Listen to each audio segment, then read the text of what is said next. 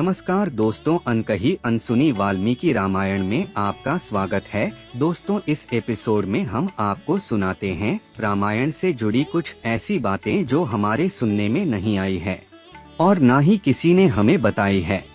ऐसी ही जो रोचक बातें हैं, जो कहानियां हैं, जो वाल्मीकि रामायण में बताई गई है, उसे ही हम आपको बताते हैं। और यह सभी बातें हम जानते हैं गुजरात के प्रसिद्ध ज्योतिष एवं धर्म के बड़े ज्ञाता ज्योतिषी चेतन पटेल से। दोस्तों, पिछले एपिसोड में भरत जी ने नंदीग्राम जाने की बात की थी, फिर आगे क्या हुआ इस एपिसोड में जानेंगे चेतन जी से। जब भरत जी ने नंदीग्राम जाने की बात की, उसे जानकर उनके कुल गुरु वशिष्ठ जी ने क्या कहा था, और फिर भरत जी कैसे नंदीग्राम चले गए। नंदीग्राम में क्या वो अकेले चले गए थे, उनके साथ कौन कौन गया था।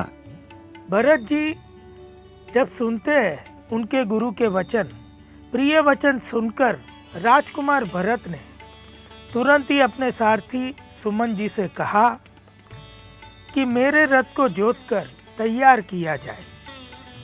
उसके बाद राजकुमार भरत ने अपनी सभी माताओं से जाने की आज्ञा ली। सभी माताओं को प्रणाम कर कहा कि आज से मैं नंदीग्राम में निवास करूंगा। भगवान श्री राम की पादुकाएं अपने मस्तक पर रखकर शत्रुघ्न के साथ रथ पर सवार हो गए और उस मार्ग पर चल पड़े जो नंदीग्राम की ओर जाता था। भरत को जाता देख सभी मंत्रियों, पुरोहितों के साथ सारी सेना और बहुत से नगरवासी उनके पीछे पीछे नंदीग्राम के लिए चल पड़े। नंदीग्राम में पहुंचकर भरत अपने रथ से उतरते हैं और अपने गुरुजनों से इस प्रकार बोले थे कि मेरे भाई ने जो यह अयोध्या का राज्य मुझे अपनी धरोहर के रूप में संभालने को दिया है,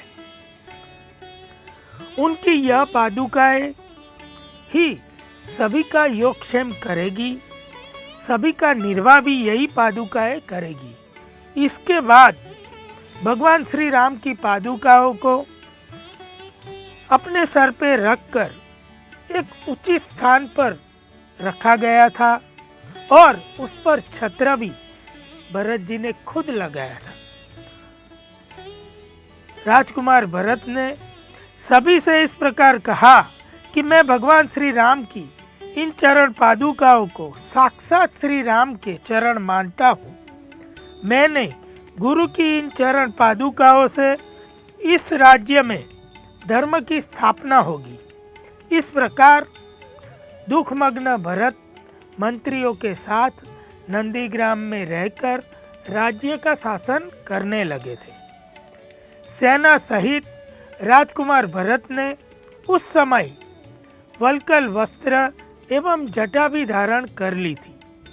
साथ में शत्रुघ्न ने भी भरत का अनुसरण करते हुए वल्कल वस्त्र और जटा धारण कर ली थी और दोनों भाइयों ने मुनि वेश बना लिया था।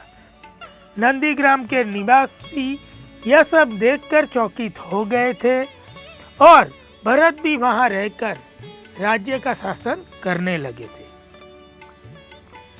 समस्त कार्य भगवान श्री राम की चरण पादुकाओं के द्वारा उनसे निवेदन करके ही भरत आगे किया करते थे। इस प्रकार भरत अयोध्या का शासन करते थे। राजकुमार भरत और सभी के लौट जाने के बाद श्री राम चित्रकूट में ही उसी आश्रम में रहे थे। भरत और सभी के लौट जाने के बाद भगवान श्री राम उन दिनों जब वन में निवास करने लगे, तब उन्होंने देखा कि चित्रकूट के उस आश्रम में जो तपस्वी भगवान श्री राम के आश्रय में सदा आनंद से मग्न रहते थे, कुछ ही दिनों से वही तपस्वी उस वन में अन्यत्र चले जाने की बातें करने लगे थे और उत्सुक भी हो रहे थे कि यहाँ से जल्द आगे चला जाए। तपस्वियों की यह बातें देखकर भगवान श्री राम के मन में यह शंका हुई, कहीं मुझसे तो कोई अनुचित कार्य नहीं हो गया कि ये तपस्वी इस स्थान को छोड़कर आगे बढ़ रहे हैं या छोड़कर जा रहे हैं। तब श्री राम ने हाथ जोड़कर उस आश्रम के कुलपति महर्षि से इस प्रकार पूछा कि भगवान, मुझसे क्या कोई भूल हुई है कि जो ये तपस्वी सभी कुछ विकार से होकर यहाँ से जा रहे हैं। भगवान श्री राम के इस प्रकार प्रश्न पूछने के बाद उस वृद्ध महर्षि ने कांपते हुए स्वर से कहा कि इस वन प्रांत में रावण का एक छोटा भाई खर नामक एक राक्षस है, जिसने इस जनस्थान में रहने वाले समस्त तपस्वियों पे अत्याचार करना शुरू कर दिया है। वह बड़ा ही क्रूर, घमंडी और नरभक्षी है। भगवान, जिससे आप इस आश्रम में रहते हैं, तब से यह राक्षस तपस्वियों को विशेष रूप से परेशान करने लगा है और सताने लगा है। अभी आपके कारण ही उन राक्षसों की हम तपस्वियों पर ज़्यादा अत्याचार हो रहा है और हम सभी तपस्वी में भय भी उत्पन्न हो रहा है। श्री राम, वे राक्षस उन आश्रमों पर अज्ञात रूप से आकर छिप जाते हैं और मौका पाते ही तपस्वियों का यज्ञ ध्वंस करके उनका विनाश कर डालते हैं। यज्ञ सामग्री भी इधर उधर फेंक देते हैं। प्रज्वलित अग्नि में अस्थियां और रक्त डालकर यज्ञ को भी दूषित कर देते हैं। ऐसी दुष्ट हिंसक उनकी जो कार्यशैली है, उससे सभी तपस्वी त्रस्त हो गए, इसीलिए सभी जा रहे हैं। श्री राम, यदि आप इस राक्षसों का दमन करने में सक्षम है, समर्थ है, तो आप इनका दमन कीजिए। तभी उस मुनि ने उनसे ऐसा कहा कि आप इस राक्षस को यहाँ से खत्म कीजिए। यह बात सुनकर राम ने उन्हें कहा कि हम भी यह प्रयत्न करेंगे कि आपकी यह मुसीबत चली जाए। तभी श्री राम ने हाथ जोड़कर बाकी बचे कुछ तपस्वियों से विनती की कि आप यहाँ रहिए सुख से, मैं आपकी रक्षा करूँगा। कुछ ऋषियों ने राम में श्रद्धा रखकर वहाँ रहना पसंद किया था। आश्रम में लौटकर श्री राम ने मन ही मन यह सभी बातें सोची, लक्ष्मण और सीता जी से भी सभी बातें की।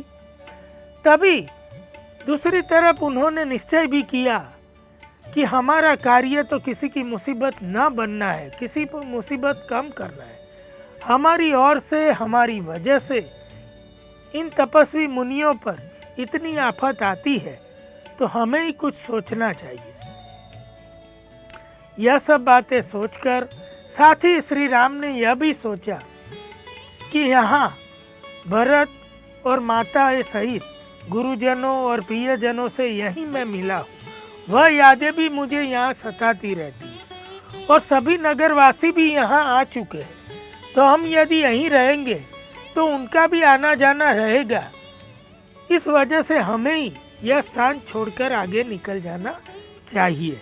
ऐसा श्री राम ने सुझाव दिया।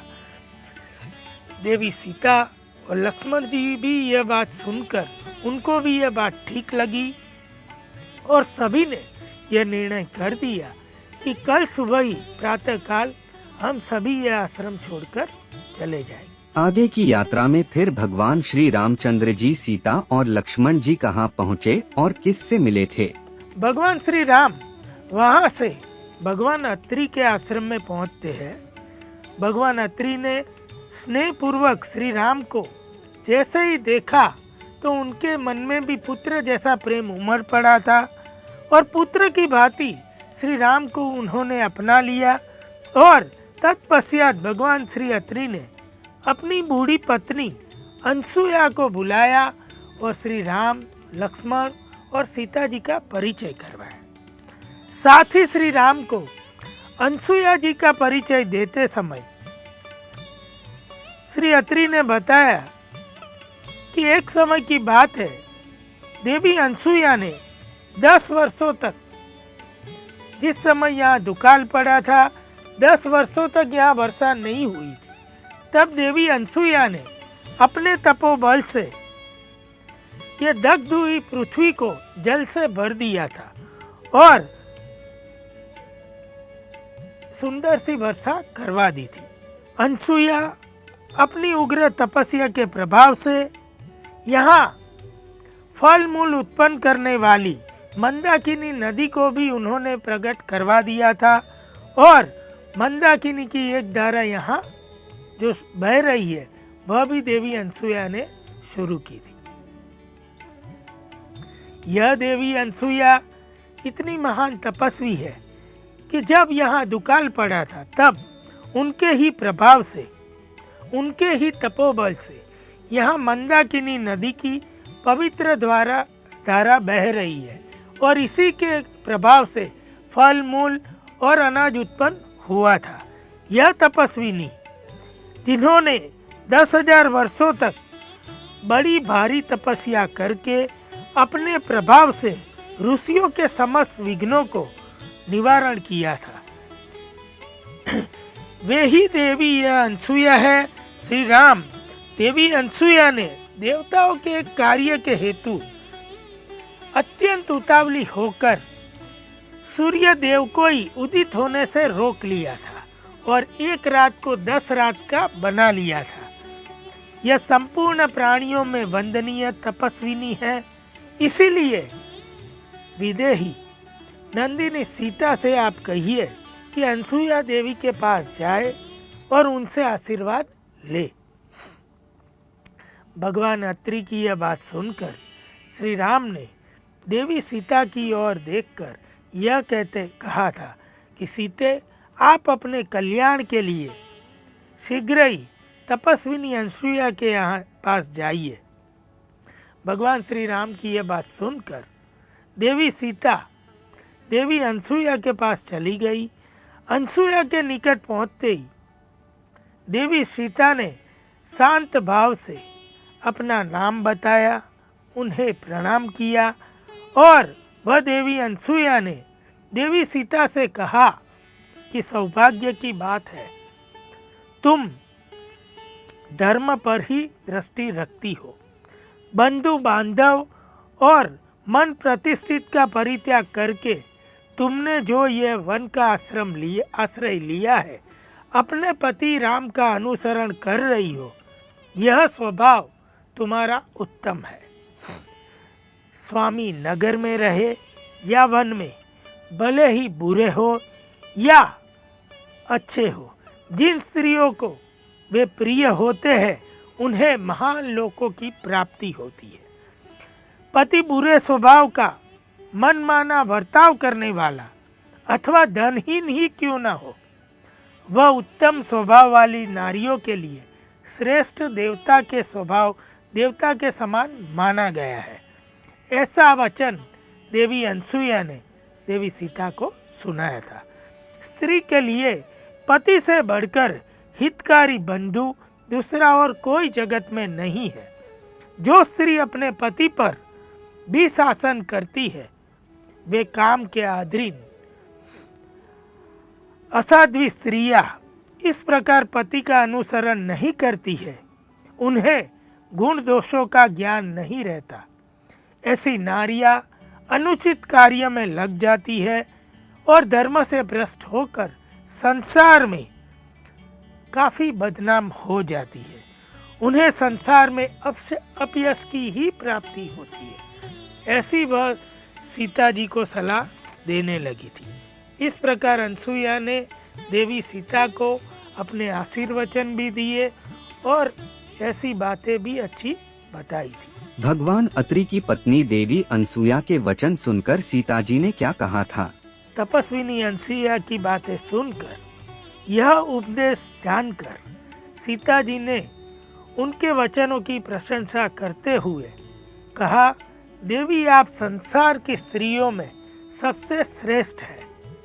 जिस प्रकार सत्यवान की पत्नी सावित्री पति की सेवा करते ही स्वर्गलोक में पूजित रही है, उन्हीं के समान आप अपने पति की सेवा के प्रभाव से स्वर्गलोक में स्थान पा चुकी है। देवी, मेरे पति देव यदि चरित्रहीन या जीवन के साधनों से रहित और निर्धन भी होते तो भी मैं उन्हें किसी भी दुविधा में उनकी ही सेवा में लगी रहती। देवी सीता के कहे हुए वचन सुनकर अनसुया ने प्रसन्नता पूर्वक देवी सीता से कहा कि तुमने मुझसे अपनी इच्छा अनुसार कुछ वर मांगना चाहिए। आज मैं तुम्हारी ये बातों से अति प्रसन्न हूँ। तुम जो चाहे मुझसे वर मांग सकती हो। तो देवी सीता ने मुस्कुराते हुए कहा कि आपके आशीर्वाद ही मेरे लिए सबसे बड़ा वर है। और भी ऐसे प्रिय वचन सुनकर अनसुया और गदगदित हो गई थी। मेरा सारा प्रिय आपका दर्शन हुआ उसी से हो चुका है। आगे देवी सीता ऐसा कहने लगी थी। अब आपको और कुछ करने की आवश्यकता नहीं है। देवी सीता के ऐसा कहने पर अनसुया ने अपने दिव्य हार, वस्त्र, आभूषण, अंगराज और बहुमूल्य अनुलेपन सीता जी को दिए थे और साथ में कहा था कि मेरी दी हुई ये वस्तुएं तुम्हारे अंगों की शोभा बढ़ाएगी। उपहार देने के बाद तपस्विनी अनसुया ने पुनः देवी सीता से पूछा था, कहा था कि सीते, इन श्री राम में तुम्हें किस प्रकार पाया था, यह कथा भी मैं तुम्हारे मुख से सुनना चाहती हूँ। और यह वृत्तांत मैंने कुछ कुछ सुना है, किंतु अब तुम्हारे मुख से मैं जानना चाहती हूँ। अतः जो जिस प्रकार हुआ था वह संपूर्ण रूप से मुझे तुम बताओ। देवी अनसुया ने इस प्रकार सीता जी से पूछा जब सीता ने उस कथा को इस प्रकार कहने का आरंभ किया। मिथिला जनपद के राजा जनक प्रसिद्ध है। एक समय की बात है, वे यज्ञ के लिए भूमि को जोत रहे थे। इसी समय उस भूमि से मैं प्रकट हुई थी। इतने मात्र से ही राजा जनक ने मुझे पुत्री के रूप में अपना लिया था और आज तक राजा जनक ने ही मुझे अपनी पुत्री से बढ़कर मानकर और पाला है और बड़े ही प्रेम से अपनी पुत्री बनाकर रखा है। राजा जनक धर्म में स्थित है और इन्हीं राजा जनक के पास भगवान शिव का एक धनुष रखा है। उस धनुष को मैं बचपन में खेला करती थी। तभी राजा जनक ने मन ही मन ऐसा सोचा था कि जो भी पुरुष इस धनुष की प्रत्यंशा को चढ़ाएगा उसी से देवी सीता का मैं विवाह करूंगा। ऐसे मेरे पिताजी ने सोचा था। एक दिन की बात है, गुरु विश्वामित्र जी के साथ श्री राम और लक्ष्मण जी जनकपुरी पधारे थे और तभी विश्वामित्र जी के कहने पर मेरे पिता राजा जनक ने इन्हें यह धनुष दिखाया था। भगवान शिव का वह धनुष महान, बलवान और इतना ताकतवर है कि दुनिया के किसी भी बड़े बड़े योद्धा भी उसको उठा तक नहीं पाए। जब श्री राम को जनक जी ने यह धनुष दिखाया था तो श्री राम ने उनकी आज्ञा लेकर उनके गुरु विश्वामित्र जी की भी आज्ञा ली थी और तभी कहा था कि क्या मैं इस धनुष को उठाकर इसकी प्रत्यंचा चढ़ा सकता हूं। तभी मेरे पिता जनक जी ने और विश्वामित्र जी ने खुशी खुशी श्री राम को कहा था कि आप ऐसा ही कीजिए। तब रघुनंदन ने भगवान शिव से प्रार्थना करके खिलौनों की भांति उस महान धनुष को उठा लिया था और देखते ही देखते उस पर प्रत्यंचा भी चढ़ा ली थी और उस प्रत्यंचा को जोर से इतना खींचा था कि वह बीच से टूट गया था। और तभी मेरे पिता मन ही मन हर्षित हो गए थे और उनकी जो प्रतिज्ञा थी कि मुझसे ब्याह वही करेगा जो इस धनुष की प्रत्यंचा को चढ़ा पाएगा। श्री राम ने यह कार्य पूर्ण किया था, इसीलिए मेरे पिता ने गुरु विश्वामित्र जी की और महाराज दशरथ की आज्ञा लेकर मेरा ब्याह श्री राम से करवाया था। इस प्रकार श्री राम ने मुझे पाया था। देवी सीता के मुख से यह कथा सुनकर देवी अनसुईया भी अति प्रसन्न हो गई थी और देवी सीता को अपने गले लगा लिया था। दूसरे दिन सुबह श्री राम, लक्ष्मण और सीता जी ने अपनी आगे की यात्रा कैसे शुरू की? रात बीतने के बाद स्नान आदि कार्य से शुद्ध होकर श्री राम और लक्ष्मण ने महर्षि अत्रि के पास जाकर उनसे आज्ञा मांगी। तब वनवासियों और तपस्वियों ने उन दोनों भाइयों को कहा कि रघुनंदन, इस दंडकारण्य वर्ग का मार्ग राक्षसों से भरा हुआ है। यहाँ उनका उपद्रव होता रहता है। इस विशाल वन में नाना रूपधारी नरभक्षी राक्षस तथा हिंसक पशु निवास करते हैं। जो तपस्वी और ब्रह्मचारी अपवित्र या असावधान अवस्था में मिल जाते हैं, उन्हें वे राक्षस खा जाते हैं। उन्हें रोकिए और आप यहाँ से उन्हें मार भगाइए। तपस्वियों की यह बातें सुनकर भगवान श्री राम ने सबको प्रणाम किया और कहा था कि हम अवश्य उन सभी राक्षसों का संहार करेंगे और आपकी रक्षा अवश्य करेंगे। यह सब बातें कर कर अपनी पत्नी सीता और लक्ष्मण के साथ उस दंडकारण्य नाम के घोर वन में अपने कदम रखे थे। दंडकारण्य नामक उस वन में प्रवेश करके उस वन के हिंसक प्राणियों को मारने के लिए धनुष बाण और सभी अस्त्रों की तैयारियां दोनों भाइयों ने कर ली थी। जैसा कि हमने जाना, श्री राम, लक्ष्मण और सीता जी ने दंडकारण्य वन में प्रवेश किया। आगे अगले एपिसोड में हम जानेंगे दंडकारण्य वन में उन्होंने क्या देखा, ओम का सामना किससे से हुआ और भी उस भयानक वन में क्या हुआ, सब जाने के अगले एपिसोड। तब तक के लिए आज्ञा दीजिए। नमस्कार। राम जय